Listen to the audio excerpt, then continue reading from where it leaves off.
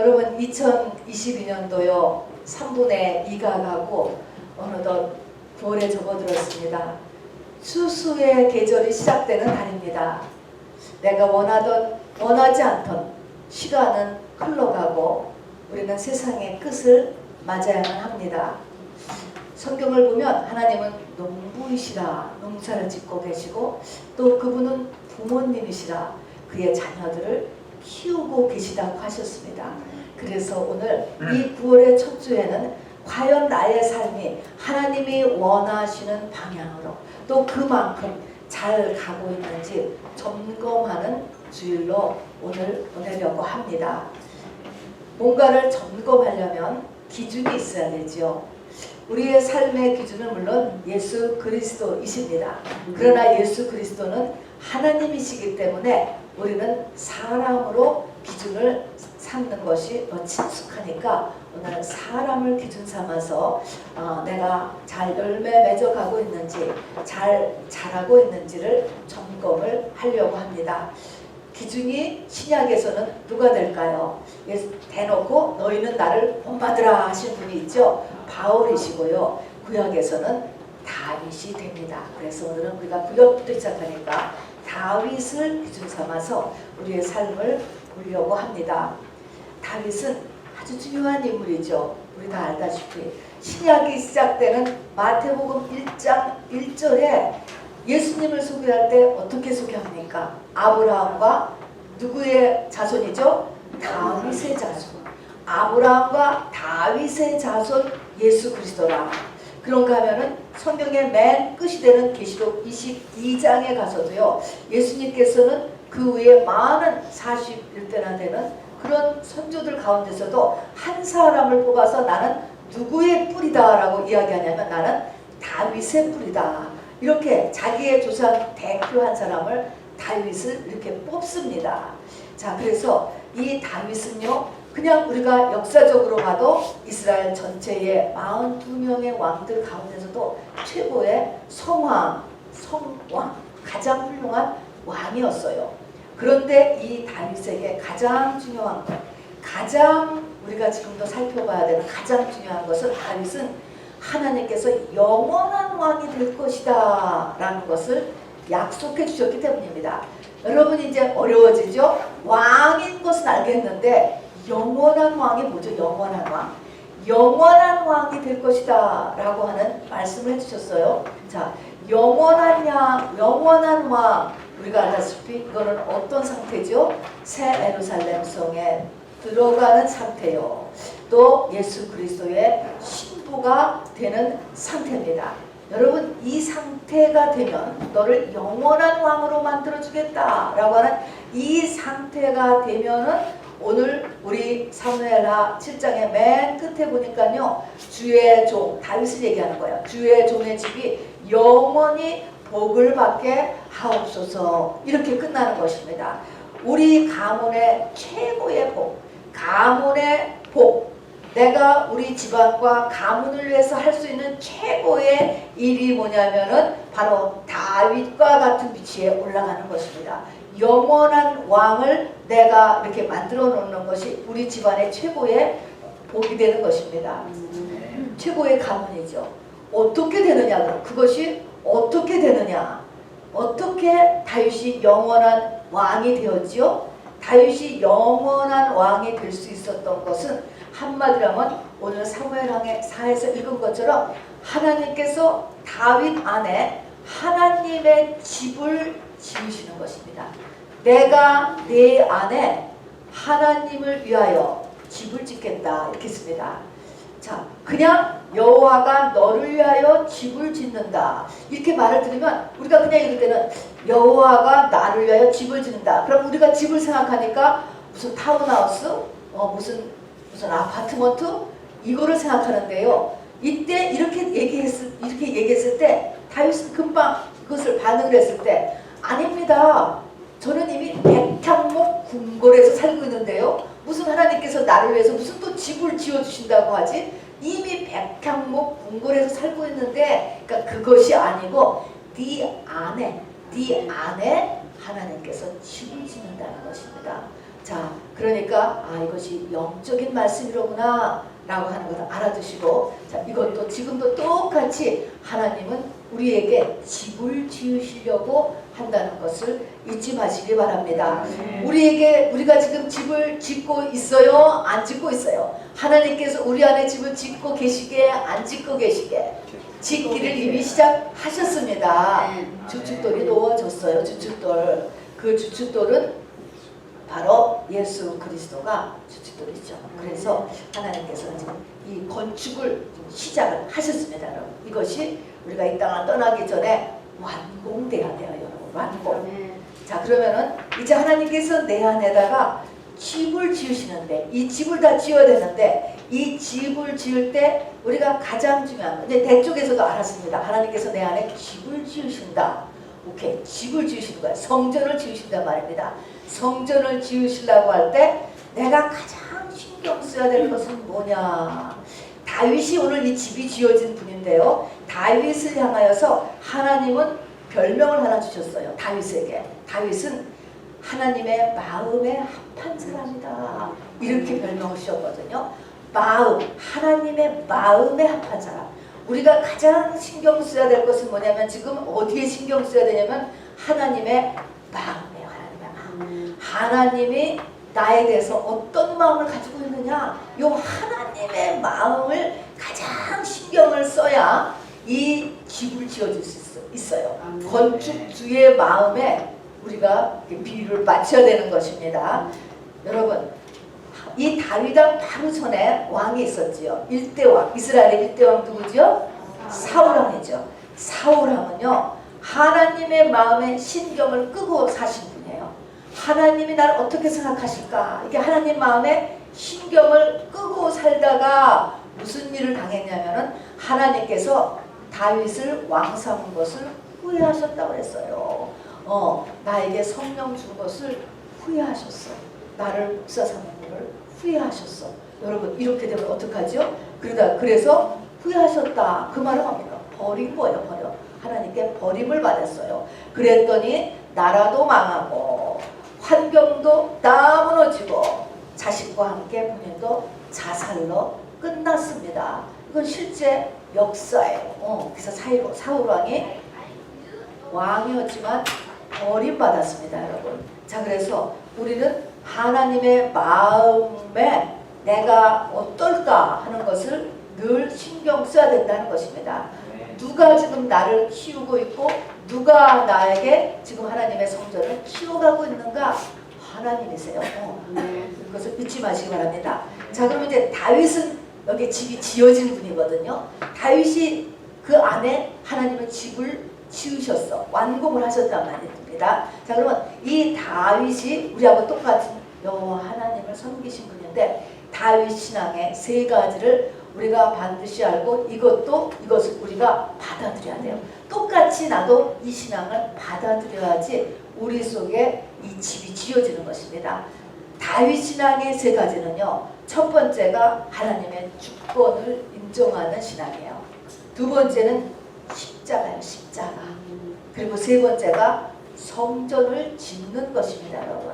자, 이 모든 것이 나에게 똑같이 내 생애에 억센트 돼야 돼요. 저를 따라서 해보시기 바랍니다. 하나님의 주권, 십자가, 성전. 이렇게 간단하게만 그냥 알아두시기를 바랍니다. 그렇게 기둥을 세워두세요. 우리가 알다시피 다윗은요, 아브라함의 14대 손입니다. 그리고 그 아버지의 8남매 중에 막내 아들이었죠. 출생지는 베들레헴이었습니다. 아주 지극히 평범한 집안이에요. 그리고 이 8번째 아들 다윗은 부모마저도 별로 신경 쓰지 않는 잘난 것이 하나도 없던 아들이었어요. 그냥 요즘 말로 하면 성령 세례는 15살에 받았어요. 그렇지만 놀랍게도 30살에 이스라엘의 왕이 돼요. 그리고 70의 생애를 마감하게 됩니다. 근데 사실 모세를 보면은 120세까지 죽을 때까지도 기력도 쇠하지 않았고 눈도 나빠지지 않았다고 했는데, 이 다윗은요, 노후에 건강도 좋지 않으셨고 병도 있었어요. 그런 것을 보면 하나님의 역사는 다양한 것 같습니다. 어쨌든 다윗은 그 안에 하나님이 성전을 지어 영원한 왕의 모델이 된 사람이다 라고 하는 요 부분이 지금 중요한 것입니다. 자, 그러면은 첫 번째로 하나님의 주권이라는 것은 뭐냐? 성경은 이 하나님의 주권이라는 것은 뭐 하나님의 영원한 왕으로 다윗을 선택한 거, 뭐 이런 모든 그 하나님만이다 이런 것인데요. 그러면 하나님이 어떤 기준에서 사람을 선택하고 진도를 나가셨는가? 성경은 다른 게 없고요. 한 가지만 써 있어요. 나는 외모를 보지 않는다는 거예요. 중심을 보신다.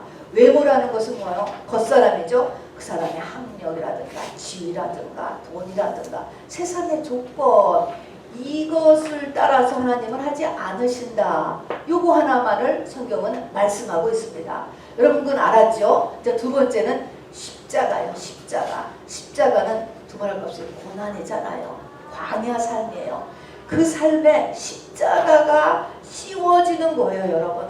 다윗이 15살에 기름 부음을 받은 후에 성령 충만했습니다. 그래서 적군 골리앗을 이겼지요. 그것으로 인해서 완전히 떴습니다. 그래서 왕궁에 취직되었고 왕궁에서도 성령 충만하여서 수금을 타서 악신을 쫓아내기도 하였습니다. 자, 그런데 여기까지가 뭐예요? 우리가 전체적으로 보는 것이 아직 성전 뜰 신앙이에요. 성전 뜰 신앙. 여러분 성전이 세 개로 나눠지죠. 성전 뜰 신앙이 있고 그 다음에 성소가 있고 그 다음에 지성소가 있어요. 이렇게 3등분으로 나눠지잖아요. 성전 뜰에 들어가면 다 번제단부터 보이는 거예요. 예수 그리스도를 우리가 나타내는 것입니다. 주님의 죽으심으로 인하여서 바로 이렇게 적군 골리앗도 물리치고 귀신도 쫓아내고 이렇게 되는 거예요. 성전 뜰 신앙이요. 자, 그런데 이제 여기서부터 이제 자기 십자가가 시작되는 거예요. 바로 왕궁에 들어가서 능력을 행하면서 잘 있었는데 사울 왕의 시기가 시작되었지요. 결국은 다윗을 내쫓아 파이어를 넘어서 죽이기까지 하려고서 이제 시작한 것을 우리가 알고 있습니다. 그래서 다윗은 이제 이 왕궁에서 도망 나와서 광야로 숨어 들어갔는데도 이 사울 왕이니까 수색대를 보내고 군사를 보내고 하면서 이제 다윗을 추적하는 것입니다. 죽이려고 하는 것이죠. 이 광야로 숨어 들어가서 거기서 이제 숨어서 돌아다니는 기간이 10여 년, 거의 10년 너머의 시간을 보내게 됩니다. 정말 광야에 있는 아둘람 굴에 들어가가지고는 400명의 환난당한 사람, 원통한 사람, 마음이 상한 사람들과 생활을 하기도 하고 또 다윗을 숨겨주었다는 이유로 제사장 85명이 이 다윗 때문에 사울왕에게 죽임을 당하는 일도 있었고 혹시 적군인 블레셋 나라에 들어가 있으면 사울이 못 쫓아올까 싶어가지고 하나님께서 가지 말라는 블레셋에 취직해 있기도 했습니다. 여러분 이때 다윗이 이 광야에서 이 돌아다니는 기간 한번 영상 좀 PPT 화면 한번 잠깐 한번 보시기 바랍니다. 자, 이렇게 보세요. 저게 돌아다닌 기간이에요. 얼마나 정신이 없었겠습니까? 그냥 뭐 학군을 따라서 이사간 게 아니고요. 도저히 못 견디겠다. 그대로 있으면은 이제 사울이한테 죽이게 생겼다. 이게 어디 숨어 있는지 들켰다.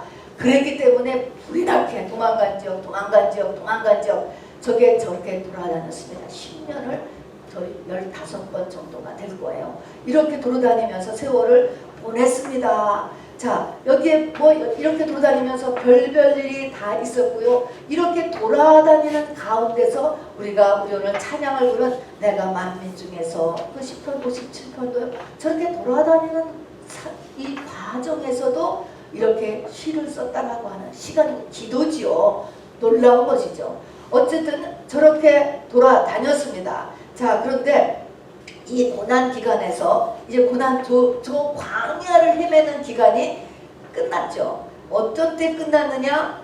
원수인 사울 왕을 죽일 수 있는 기회가 딱 2번이나 있었습니다. 그런데 다윗이 죽여요, 안 죽여요? 안 죽이잖아요. 아, 저 사울도 하나님이 세우신 권이다 라고 해서 본인 손으로 죽이지 않은 것입니다. 이것으로 인하여서 저 광야에 저 숨막히는 정신없는 저런 사태가 끝을 나요. 자, 그러면 저것을 끝을 났다고 해서 다 됐느냐? 저기서 끝을 나서 이제 하나님께서 다윗 안에 하나님을 세우는 집을 세우느냐? 그게 아니에요, 여러분. 저기까지는 우리가 성전으로 보면은 성소신앙이에요. 성소신앙까지 이렇게 되었습니다. 그러나 어쨌든 여기까지 해서도요, 되게 고난이잖아요. 광야입니다. 이렇게 고난이 얼마나 필요하냐면요, 고난 없이 왕 되었던 사람들이 성경에는 기록되어 있어요. 구약은 왕들의 이야기니까 우리가 참 나도 고난이 없이 살았으면 좋겠고 우리 자녀들도 고난이 없이 살았으면 좋겠다. 인간적인 그렇게 생각이 들지요. 그러나 고난이 없이 왕 되었던 사람이 사울이에요. 또 고난 없이 왕 되었던 사람이 솔로몬이에요, 여러분. 이 두 사람은 다 나중에 다 넘어갑니다, 여러분. 넘어져. 자, 그래서 바로 부모가 문제가 아니고 그 아들 때 본인에게 여러분 이 고난은 필수예요. 우리가 원죄를 가지고 태어나기 때문에 이것을 우리는 내놔야 돼요. 하나님 앞에 우리 자녀를 이렇게 하나님께서 인도해 가시도록 내놓는 우리 마음속에 믿음의 강함이 있게 되기를 바랍니다. 자, 그래서 이렇게 십자가가 주어지잖아요. 자, 여기가 성소까지의 십자가다라고 이제 이렇게 말씀을 드렸습니다. 자, 오늘 읽은 사무엘하 7장 여기에서는 이제 여기가 이제 성전 짓는 이 마지막 단계를 이야기하는 것입니다. 이 마지막 단계, 여기 보니까 다윗이 왕이 되어서 백향목 궁궐에서 편히 살면서 다윗이 무슨 신통한 생각을 했냐면은 하나님의 전을 지어드려야 되겠다 하는 이 계획을 하고 하나님께 아뢰는 거예요. 자, 지금까지 광야 시험에서도 패스했어요. 그래서 이제 하나님께서 사울 왕을 폐위시키고 전쟁에서 죽게 하시고 다윗이 왕 되게 하셨습니다. 다윗이 왕 되어서 안정이 이렇게 되었을 때 다윗은 생각한 것이 하나님의 집을 지어드려야 되겠다, 이런 신통한 생각을 하였습니다. 자, 그래서 하나님 앞에 이제 선지자를 통해서 하나님 앞에 아뢰었지요. 그랬더니 하나님이 여기 있는 그대로 네가 나를 위해서 집을 지어주겠다고 이렇게 하면서 그것에 대한 반응으로 내가 너를 위하여 집을 지어주겠다 이렇게 이야기를 했다고 말씀드렸습니다. 그랬더니 저는 이미 백향목 호화로운 궁궐이 있습니다 이렇게 얘기하니까 그것이 아니고 영원한 집, 하나님의 집, 여러분 이것이 영적인 부동산, 우리 후손에게요 빌딩을 남겨주는 것 좋지요, 여러분. 집을 남겨주는 것 좋습니다. 그러나 영적인 집, 영적인 부동산을 후손에게 남겨주는 것, 집안이 영원히 복을 받는 것입니다, 여러분. 이것이 이렇게 나가야 되죠. 자, 그러면 내 안에 성전을 짓는다 라고 하는 것은, 성전은 누가 사는 집이죠? 하나님의 집이라는 거예요. 하나님이 사는 집. 내 안에 하나님이 사는 집을 지으신다라고 하는 것은 나라고 하는 인생이 하나님이 주인이 되어 사는 상태를 이야기하는 것입니다. 질그릇에 보화가 담긴 상태. 이것이 하나님의 창조 목적이에요. 창조 목적. 그리고 천하 만물의 창조 목적이에요. 하나님은 하나님을 담으실 그릇을 만들기 위하여서 사람을 지으시고 사람의 살기 위해서 이 모든 하늘과 땅과 그 속에 있는 모든 것들을 만드셨습니다. 자, 그러면 이제 하나님께서 내 안에 집을 지어서 내가 영원토록 하나님 앞에 살고 영원토록 왕이 되고 너의 후손이 계속적으로 복을 받는다 이렇게 이야기를 하니까 다윗이 이것을 듣고 내가 누구이기에 또 우리 집안은 무엇이기에 바로 이렇게 복을 받는 데까지 이렇게 되었습니까 하면서 아주 감사하면서 그렇게 하시라고 허락했어요. 여러분은 어떠세요? 하나님께서 만일 여러분 안에 하나님의 집을 짓겠다라고 하시면 여러분은 어떻게 하실 거예요? 아멘이요? 아니에요? 아멘. 아멘이요? 여러분 이거 아무한테나 이런 감각이 오는 게 아니에요. 다 다윗이요 신앙이 컸을 뿐만 아니라 하나님의 마음에 지금 엄청 든 거예요. 정말 하나님은 뭐 집이 뭐 있는 것, 하나님의 집을 지어주는 것, 거기에 살지도 할 필요도 없지만 너무나 그 마음이 귀하잖아요. 그래서 너무 하나님 마음에 들기 때문에 하나님이 주시는 최고의 선물이 네 안에 하나님의 집을 짓겠다. 이게 하나님의 최고의 선물이에요. 그러니까 내가 영적으로 이렇게 성장을 하고 또 내가 하나님 눈에 이뻐 보이는 사람, 하나님이 이쁘게 봤어. 쟤 참 신통하다. 이렇게 본 사람에게 아까도 했지만 하나님이 주시는 최고의 선물이 뭐냐면 내가 네 안에 성전을 짓겠다 하는 것입니다. 그랬더니 다윗이 내가 누구고 내 집이 누구인데 하나님이 그렇게 나를 대우하십니까? 할렐루야 하시옵소서 그랬습니다. 여러분. 자, 여러분도 마음에 그런 마음, 아 내가 하나님의 성전을 지어주기를 원해. 이걸 다른 말로 하면 나 하나님의 신부까지 잘하고 싶어. 이런 마음은 똑같은 것입니다. 그런 마음, 그리고 이것을 지금 짓도록 내가 택함 받았구나. 여러분 이런 마음이 들면 자 드는 데서부터 이제 보는 거예요. 자 그러면 오케이 해서 여러분이 그것을 하나님 그리하옵소서 라고 다윗같이 오케이를 했단 말입니다. 다윗도 이것이 무엇이 일어나는지를 몰랐어요. 여러분 몰랐을 것 같아요. 성경을 보면은요 그냥 하나님 황송하다 이렇게만 해서 그냥 하나님 앞에 감사만 드렸어요. 자 그런데 우리가 이 땅의 모든 것은 다 영적인 것의 그림자거든요. 영적인 것을 설명하기 위하여서 있는 거예요. 이 땅에서 집을 지으려면 새 집을 지으려면 어떻게 해야 돼요? 옛날 집을 어떻게 돼요? 무너뜨려야지. 옛집을 철거시켜야 되는 게 이게 문제예요, 여러분. 우리 속에 집이 없으면 문제가 안 돼. 집이 없는 사람이 없는 거야. 우리가 다 이미 집을 갖고 있어요. 이 집을 철거해야 돼. 이 집을 철거하기 위한 거가 사무엘하 그 뒤로 2장 넘어가면 사무엘하 11장에 밧세바 사건을 터뜨리는 것입니다. 하나님께서. 그러니까 벌써 이 사무엘하 7장까지 해서 왕이 되었고 광야는 다 패스했습니다. 여러분. 그리고 하나님 앞에 완전히 최고 이쁜 사람으로 하나님이 그냥 딱 하나님의 마음에 든 사람, 요 사람에게 지금 밧세바 사건이 일어나는 것이기 때문에 여러분 이 밧세바 사건은 그냥 쉬운 살인사건, 쉬운 성폭행의 사건의 그런 레벨의 사건이 아니라는 것을 알아두시기를 바랍니다. 자 그러면 이 밧세바 사건은 무엇을 목표로 하는 사건인가요? 우리의 영이 있는데 이 영에다가 하나님의 집을 세우려고 하는 거예요. 근데 내 영에 지금 내 영을 그릇으로 보면은 뭐가 가득 차 있죠? 죄가 가득 차 있죠. 죄가 가득 차면 죄의 맨 껍데기. 우리가 회개할 때 맨 껍데기 하는 거가 내가 지은 죄죠. 내가 현재 짓는 죄, 짓고 있는 죄, 과거의 죄. 하여튼 생각나는 거 계속 해야 되는 거예요. 내가 지은 죄를 우리가 회개하기 시작을 합니다. 파내는 것입니다. 내가 지은 죄 다음에 내가 지은 죄가 거의 다 없어졌다 싶으면 내가 지은 죄 밑을 깔고 있는 것이 뭘 것 같아요? 조상죄죠. 여러분 잘 아시죠? 조상죄입니다. 여러분 조상죄라고 했을 때 이 조상의 죄와 조상을 공경하는 것은 별개의 문제로 알으셔야 돼요. 조상죄를 얘기하면은 아 나보고 조상을 그럼 무시하고 공경하지 않으라는 것인가? 그것이 절대로 아니에요. 여러분 사람과 죄는 분리할 수 있어야 우리가 이 조상의 죄를 우리가 회개할 수 있습니다.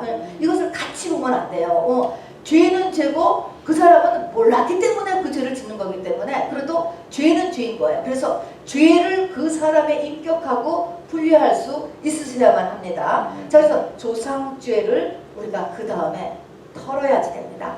그 다음에는 시대의 죄가 있어요. 한 시대가 가지고 있는 죄가 있죠. 이 시대의 죄는 문화의 죄입니다. 문화라는 것으로 덮여있기 때문에 사람들이 이것을 잘 몰라요. 그러나 말씀을 배우면서 말씀과 맞지 않는 것들, 이 시대의 문화, 모든 사람 다 그렇게 사는 거지. 요즘 이런 것들이 다 시대의 죄에 들어가요. 21세기 지금의 죄가 있고요. 또 15세기, 14세기의 죄는 다 다르잖아요. 그런 것처럼 시대의 죄가 있어요. 그 다음에는 지역의 죄가 있어요. 지역. 지역마다 이게 또 다른 것들이 많이 있잖아요. 지역의 죄, 여기까지를 다, 이것은 아무리 이 지역은 다 이렇게 살아, 이렇게 하는 거야. 그렇게 해도 성경과 다르면 그게 죄예요, 여러분. 여기까지를 다 분별을 해서 나를 그들과 분리할 수 있어야 되는 거예요. 나는 그렇게 살면 안 되는 것입니다. 나의 행동도 나의 가치관도 그걸 쫓아가면 안 된다고요. 여기까지를 다 털었을 때 그 다음에 뭐가 보일까요? 나의 원죄가 보이는 거예요. 원죄. 나의 원죄. 원죄는 뭐예요? 육체의 본성이에요. 육체의 본성. 내 옛사람의 바닥을 이루고 있는 것이 원죄예요.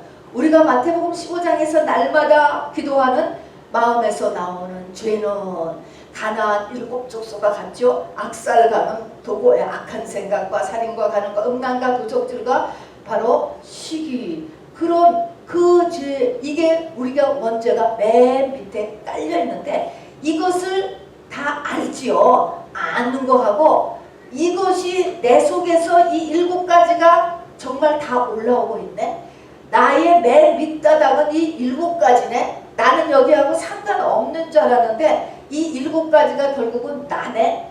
이것을 리얼하게 내가 느끼는 데까지 간 것입니다. 여기서 바로 이제 이 다윗이 그 시험을 겪는 거예요. 이 밧세바 사건에서. 그래서 이 시험을 이제 거치고 이제 이 시험을 패스한 거. 여러분 그 속건죄까지 다 드리는 거에서요. 이 왕인 다윗이 말입니다. 10년 걸렸어요. 10년.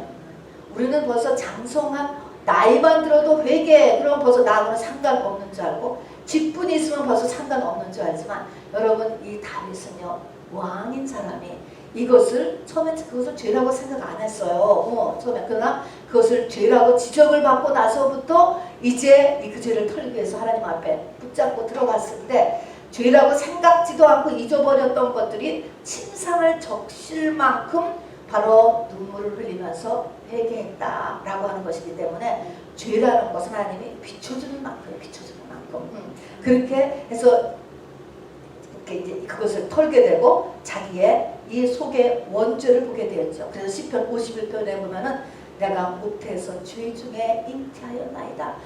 이가 뭐야? 드디어 자기의 원죄를 본 거예요. 나라고 하는 사람은 이런 죄를 가지고 태어났구나.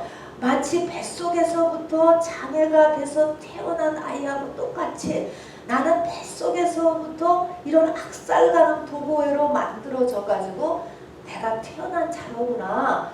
이거를 깨달았다라고 하는 것입니다. 자, 이제 잠깐 교리로 조금 넘어가면요. 하나님이 우리를 구제하는 것에 2가지가 있습니다.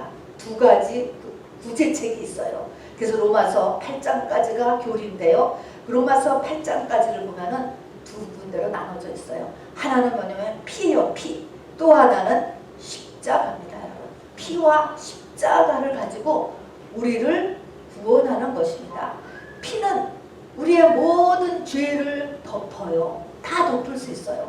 많은 죄, 깊은 죄, 무슨 죄, 숫자가 아무리 많고 아무리 반복적이고 해도 다 피로 덮는 것이에요.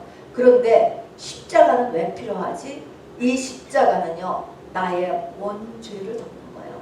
뱃속에서부터 갖고 나온 나의 상태, 이 원죄를 덮는 것이 십자가입니다. 자, 그래서 피는 내가 짓는 죄들을 덮는 것이고요. 십자가는 죄의 성향이죠. 성향. 이 죄의 성향이 사실은 나를 다 죄를 짓게 하는 기본 나의 틀이에요. 내가 살아있는 한 내 마음에서 이게 나온다니까요. 영에서 나오는 거죠. 영이라는 단어나 마음의 밑이 영이에요, 여러분. 이것이 올라오는 것입니다. 자, 그래서 이 죄의 성향은 아담으로 인해서 물려받은 것이죠. 인간으로 태어난 존재는 다 이게 있는 것입니다. 그래서 이것은 내 의지와 상관없어요. 내 의지와. 뭐 동양인, 서양인, 또 뭐 2000년 전의 사람, 3000년 전의 사람, 지금 태어나는 사람이나 여러분 아무 상관이 없어. 어떻게 좋은 집안에 태어나서도 우리의 의지와 상관없이 그래서 우리가 죄인으로 태어났다. 이렇게 이야기하는 것이고, 이것 때문에 우리는 이제 지옥으로 가게 되는 것이죠. 그래서 십자가에는요, 두 가지가 이제, 그다음에 십자가에는 두 가지가 있죠. 십자가, 예수님의 십자가, 나의 십자가. 그 두 가지가 십자가가 다 십자가. 이 두 가지를 다 붙잡아야 우리는 내 안에 성전이 지어집니다. 예수님의 십자가는 예수님 외에는 아무도 못하시는 거예요. 이거는 원죄가 없는 분이 죽으신 게 예수님의 십자가예요. 여기에는 아무도 동참하지 못해요. 그리스도의 고난이에요, 여러분. 우리는 그가 하신 것을 그냥 붙잡는 거예요, 믿음으로. 그래서 모든 사망 권세가 예수 그리스도로 인하여서 다 무너졌다라고 하는 그것을 붙잡는 것뿐입니다.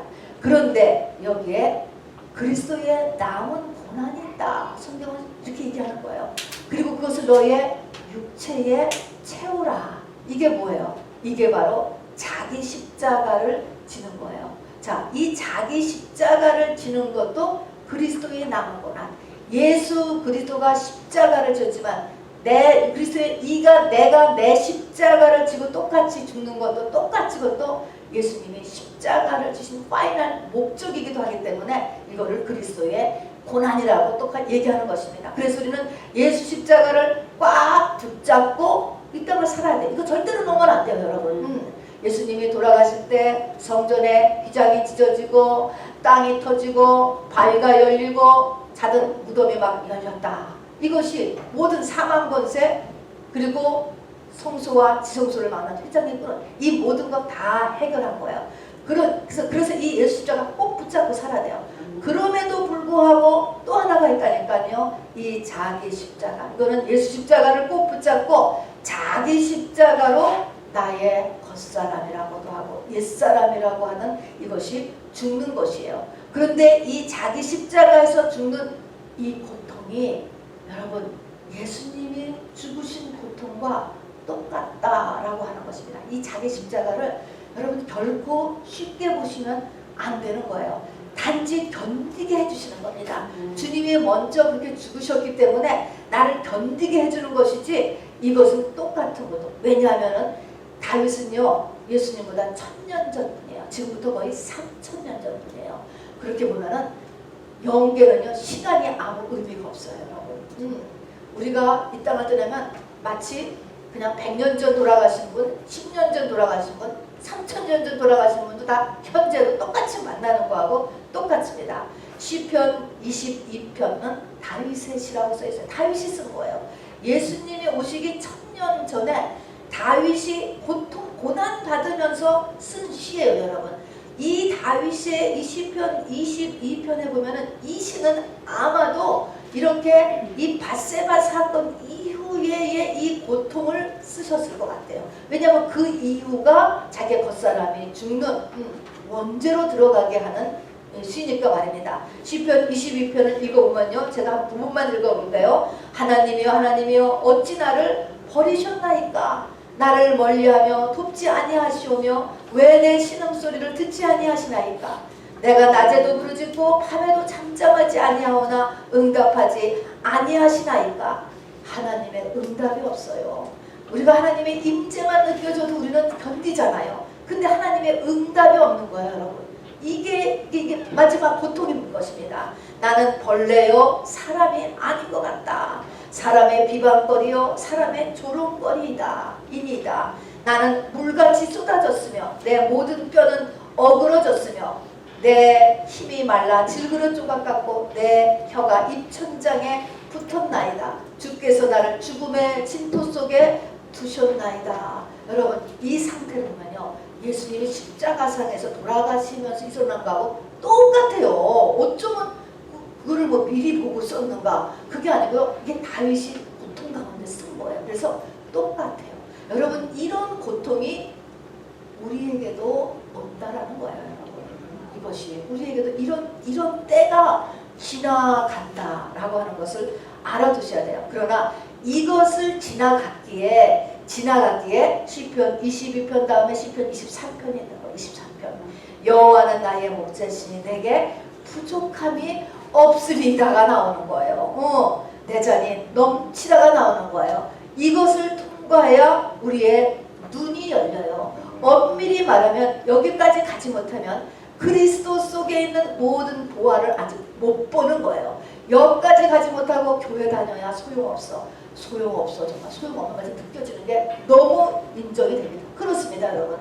고생만스럽고 고통은 너무 많고 힘만 들고 이거를 뚫었을 때 그리스도 안에 모든 보화를 우리가 보게 되고 누리게 되고 증인으로서의 삶을 살 수 있게 돼요. 그래서 시편 23편을 쓰게 되었던 것입니다.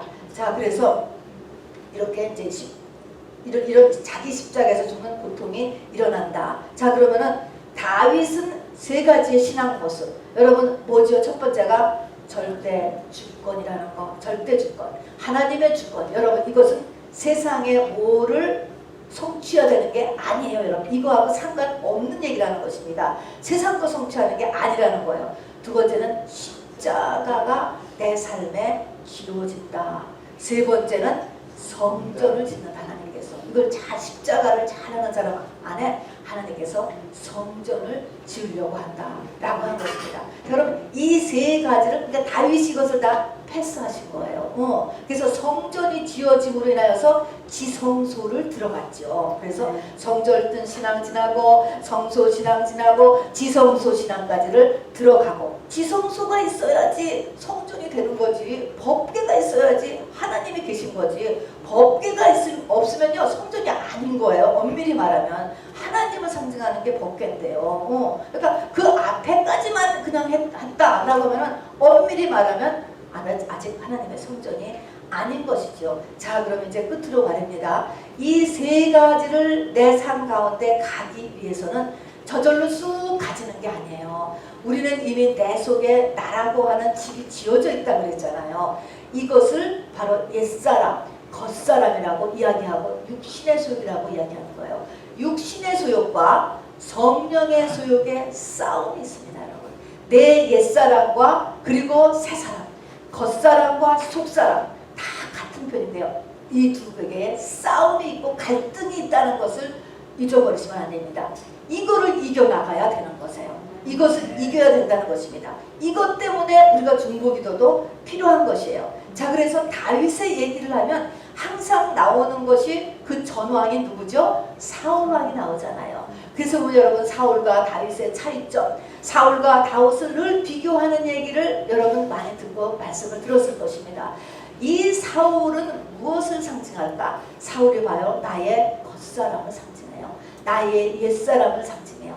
나의 육체의 소욕을 얘기하는 것입니다. 다윗은 뭐예요? 바로 나의 새사람, 그리고 나의 속사람, 성령의 소욕을 얘기하는 것입니다. 우리가 어떻게 내 안에 성령의 소욕이 있고 육신의 소욕이 있다는데 이 성령의 소욕과 육신의 소욕 뭐가 다르죠? 그러면 나한테 있는 이 속사람의 소욕은 도대체 어떻게 느낄까요? 이것을 우리가 묻는 분들을 봤어요. 이게 뭐냐면 이 속사람의 성향이 바로 제가 지금 얘기한 다윗의 삶의 모습 10가지를 보면 이것은 속사람의 성향이에요. 이게 다윗은 속사람을 얘기한다니까요. 그래서 속사람은 이렇게 하기를 원한다라는 것을 알아두시고 여러분이 이렇게 가도록 여러분의 의지를 돌리셔야지 이 끝까지 다윗같이 하나님이 끌고 가시는데 우리를 이 끌고 가는 거를 쫓아갈 수가 있게 돼요. 하나님은요 반드시 우리의 의지와 같이 일하세요. 그래서 하늘과 땅은 연합되는 것입니다, 여러분. 여기서 내 의지를 이 성령의 소욕, 속사람에서 올라오는 요 소욕대로 끌어가는 것을 지면 떨어져 나가는 거예요, 여러분. 어쩔 수가 없죠. 첫 번째가 뭐냐면요, 성령. 내 안에는 성령의 소욕. 다윗의 특징은 첫 번째는요, 하나님에 대한 사모함과 열정이야, 여러분. 바로 목마른 사슴이 시냇물을 찾듯이 하나님을 찾아서 이렇게 나간다는 것입니다. 여러분, 겉사람은 이럴 때 뭘 얘기할까요? 교회 가는데 너 밥 먹여주냐? 그 시간에 딴 거 해라. 할 일이 얼마나 많으냐? 하나님에 대한 열정, 하나님의 세계에 대한 사모함, 이것에서 딱 첫 번째로 닥치는 거예요. 우리는 그래서 하나님에 대한 열정과 하나님에 대한 사모함, 갈망 다 같은 편인데 이것이 나한테서 끊어지지 않도록 우리가 의지를 돌리고 기도할 필요가 있습니다, 여러분. 자, 두 번째는 뭐냐면 성실한 거예요. 모든 면에서 성실한 것이 우리가 이 땅을 사는 굉장히 중요한 틀이 되는 거예요. 교회 생활도 성실한 것이 너무나 필요해요. 성실하며. 자, 그래서 아까도 읽었지만 다윗은 아비의 양을 칠 때 양 우리에서 다윗을 픽업했다. 하나님이 그렇게 얘기했어요. 그 아비의 양몇을 치는데 얘가 너무나게 성실하게 치는 거예요. 뭐 그거 아비의 몇 양 그냥 쳐도 그만 안 쳐도 그만 놀아도 그뿐일 텐데 곰이나 사자가 양을 빼앗아가면 죽을 힘을 다해가서 빼앗아왔다. 여러분 10대요 10대. 여러분 우리의 자녀들이요. A 플러스 안 맞아도 되지만 중요한 것은 뭐예요? 성실한 거예요. 교회, 아니 학교에 정상적으로 시간 출석하고 잘 가고 또 시간 지키고 숙제 꼭 해가고 이런 거를 가르치는 거. 이게 굉장히 중요합니다. 그래서 성실함이 매우 중요하죠. 요셉도요. 요셉의 별명이 열쇠 맡은 자, 열쇠 맡은 자. 어디 가서든지 감옥 가서도 열쇠 맡고 보디발의 집에서도 열쇠 맡고. 열쇠는 책임 있는 사람, 성실한 사람한테 주는 거예요. 이렇듯이 우리가 성실함이 성실해라. 너 성실해야 돼. 책임감이 있어야 돼. 이것이 영에서 올라오는 소욕인데 육신은 겉사람은 뭐예요? 도적질. 우리가 마음에서 나오는 제 도적질이 있죠. 그게 뭐예요? 속전속결. 빠르게, 쉽게, 조금 더 편하게, 지름길. 요렇게 자꾸 우리를 이끌어 가려고 해요. 그렇게 가면 안 돼요, 여러분. 성실합니다. 세 번째는요. 우리가 일을 끊임없이 당할 때 이 일을 하나님을 의지하라. 하나님과의 관계 속에서 해결해라 하는 것이 성령의 소욕입니다, 여러분. 자, 그런데 이 겉사람은 어떻게 얘기냐면은 아니야, 하나님 아닌 것을 의식해, 의지해라. 사람을 의지하고, 돈을 의지하고, 이렇게 자꾸 딴 것을 의지하라고 하는 것입니다. 의지한다라고 하는 것은 의식하는 거하고 똑같은 거예요. 의지한다, 의식한다. 여러분, 그래서 이 아말렉과의 전쟁을 하라고 했을 때 사울왕한테 가서 아말렉과 전쟁에서 전부 다 진멸시키라 하나님이 얘기했는데 사울은요 거기 갔을 때 보니까 사람들이 전부 다 이 실한 양과 소는 가지고 가자. 그러니까 여론을 의식해. 여론. 해서 양과 소를 가지고 갔죠. 또 다음에 전쟁을 이렇게 나갈 때도 예배를 드리고서 전쟁을 시작하는데 이 사무엘이 와서 예배를 드려줘야 되는데 사무엘이 늦었어 시간이. 그렇게 하니까 사람들이 막 흩어지니까 자기가 그냥 예배를 드리잖아요. 왜 그러냐? 사람들이 흩어지려고 한다. 뭐예요? 사람을 의식하는 거예요. 사람을 의식하고 사람을 의지하고 이것이 겉사람이 주는 거예요. 자, 그래서 우리 이 세상 거 다 필요해요. 다 필요하지만 가장 중요한 것은 내가 하나님 중심으로 살고 하나님을 의지하며 사는 것. 이것이 된 다음에 그 다음에 뭐든지 해야 되는 거예요. 그래서 이것이 속사람에서 속사람에서 하는 소리예요. 근데 이 속사람에서 하는 소리에 내가 귀를 기울일 줄 알아야 됩니다. 네 번째는요. 속사람은 나에게 무슨 소용을 주냐면 야, 지금 있는 환경은 네 환경의 최선이야. 하나님의 최선이야. 뭐냐면 하나님은 너의 아버지야. 너의 부모야. 네가 보기에 나는 왜 이래? 이게 나는 왜 이래? 그게 아니고 네 영혼을 위하여서 이것은 너한테 최선의 환경이야. 최선의 남편이고 최선의 아내고 최선의 부모고 최선의 자녀다라고 하는 것을 억셉트를 하는 것입니다. 시편 34편에 보면요. 다윗은요. 미친 척하면서 침을 질질 흘리면서 도망 나가야 되는 데도 있었어요. 그러면 도망 나가서 겨우 살았으면 그 밤에 하나님 앞에 하나님 어떻게 이렇게까지 가야 됩니까? 하면서 하나님을 원망했을 것 같아요. 저 같으면. 그런데 시편 34편은 분명히 미친 척하면서 살아나서 지은 시다. 이렇게 앞에 부제가 섞여 있는데 뒤가 어떻게 끝나는지 아세요? 여호와여 천사가 주를 경외하는 자를 둘러 진치고 그를 건지시는도다. 너희는 여호와의 선하심은 맛보알지어다.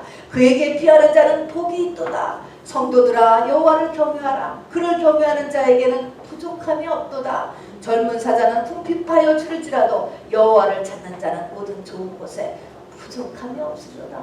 이렇게 끝을 맺어요. 어떤 믿음 때문에 그렇지요? 하나님은 나의 부모라고 하는 거예요. 하나님에 대한 절대 신뢰. 우리 깐난 아기는요 엄마만 있으면 되는 것도 같아요.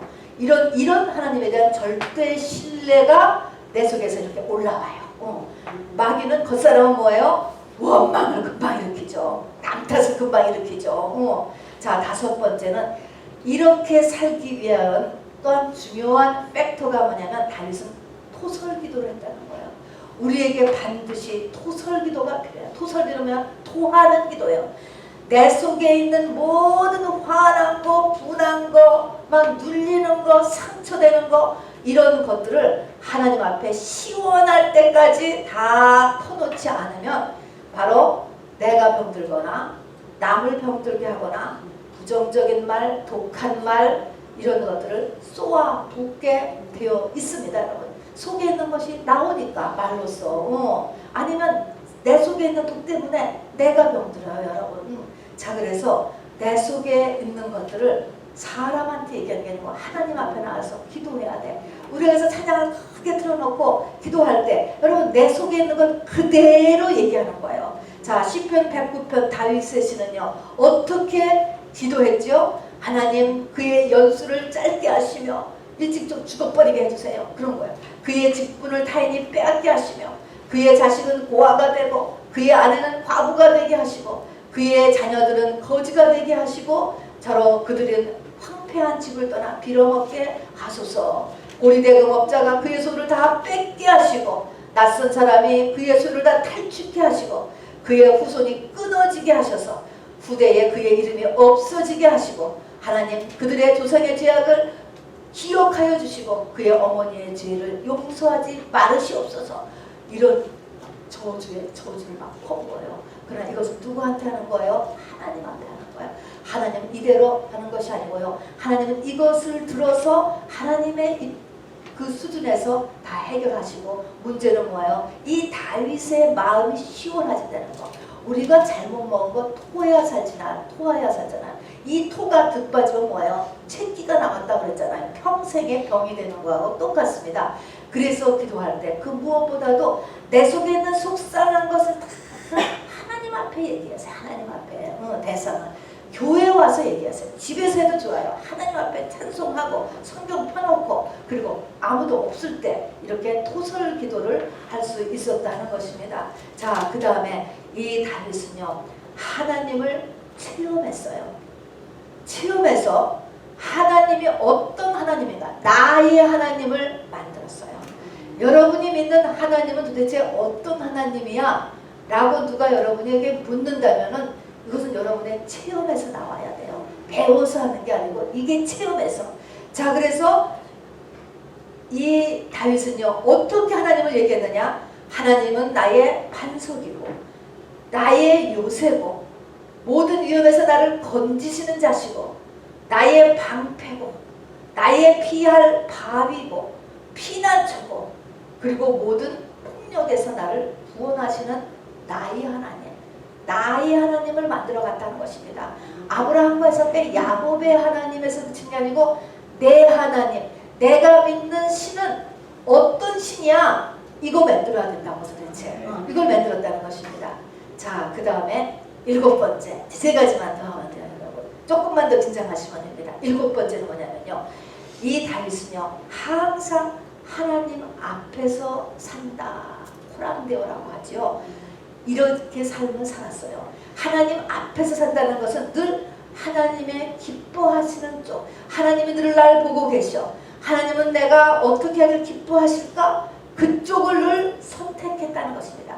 이것이 내 속에 있는 성령이 소욕이에요. 성령의 소욕은 야, 하나님은 너는 지금 이렇게 해. 이거를 계속적으로 우리에게 아주 작은 일에서부터 큰 일까지 다 사실은 말씀하시거든요. 이걸 들으려고 하면 반드시 말씀하세요. 그래서 근데 이거를 알아 이렇게 들으려고 하고 하나님이 기뻐하시는 쪽을 했다는 것입니다. 법궤를 이제 성전으로 가지고 들어왔을 때 너무 좋았어. 너무 좋아서 다윗은 춤을 췄습니다, 여러분. 이 춤을 추다가 막 춤을 추다가 옷이 벗어졌어요. 그 당시 안에 미갈이 왕의 체면이 있지. 어디서 그렇게 춤을 춥니까? 내가 그랬을 때 다윗이 그렇게 얘기했죠. 나는 하나님 앞에 산 것이야. 하나님이 기뻐하시다고 내가 믿어서 나는 그렇게 하였어. 근데 하나님이 누구 편을 들었냐면은 다윗 편을 들었어요. 그래서 미갈이 벌을 받았어요. 평생 자녀가 없는 벌을 내렸습니다, 여러분. 이렇듯이 다윗은요, 이렇게 와이프한테 그냥 이 잔소리를 듣고 그래도 하나님이 무엇을 기뻐하시는가 그쪽을 늘 택하면서 살았다. 그게 성령의 소욕입니다. 자, 그 다음에 사무엘하 23장에 보면은요, 다윗의 회고록을 보면요, 사무엘 23장까지 가면은 다윗의 회고록에는 그 아들 솔로몬에게 내가 죽은 다음에 두 사람을 죽여버려라 라고 하는 무서운 말도 있고요. 시므이 죽여버리고 요압을 죽여버려라. 이것은 요압이라든가 시므이는 자기는 컨트롤할 수 있지만 너는 컨트롤할 수 없어. 그러니까 비비리에 얘기해 줄 거야. 이 두 사람 죽여버려라. 그 다음에는 36명의 용사, 다윗의 용사 이름이 쭉 나와요. 이런 것에서 무엇을 알 수 있느냐? 사람을 분별하라는 거예요. 분별. 사람을 분별할 줄 아는 것과 나홀로 신앙은 안 되는 거예요. 공동체를 이루고 있어야 돼요. 그래서 다윗의 용사 36명 이름이 나오잖아요. 바울도 바로 여기 봐서 맨 16장에 보면은 바울의 그 동역자들의 이름이 쭉 나오는 것처럼 공동체를 이루고 주님 나라 갈 때까지 우리가 갈 수 있어야 되는 것입니다.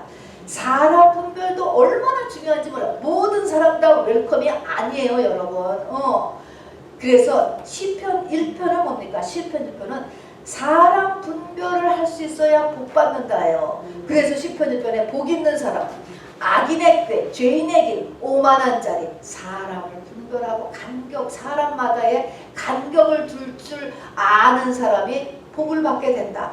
사람 분별하라고 우리 속에서는 이야기하는 거예요. 그냥 무조건 나한테 잘해주면 그냥 다 빨려 들어가고 그런 게 아니죠. 그래서 사람을 분별하고 필요한 사람하고는 공동체를 이룰 수 있는 요것이 성령께서 하는 것입니다.